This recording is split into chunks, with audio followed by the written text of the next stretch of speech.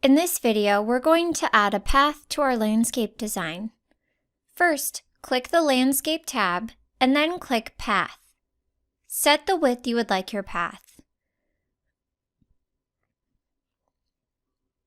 Left-click to place points, and this will create the line of your path.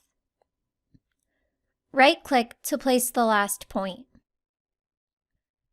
To change the material of your path, click this material image and it will take you to a large selection of different path materials.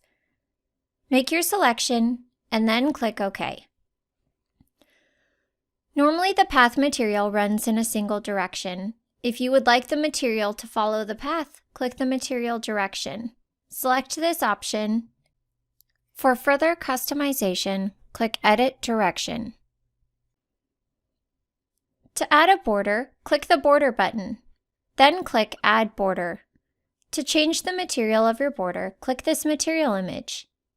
Make your selection and then click OK. You can edit the border material using these options. To remove sections of border, click Edit Border. Left-click on the section you wish to remove. Click again to replace it. Thank you for watching, and be sure to check out ideaspectrum.com for more videos and information about our software.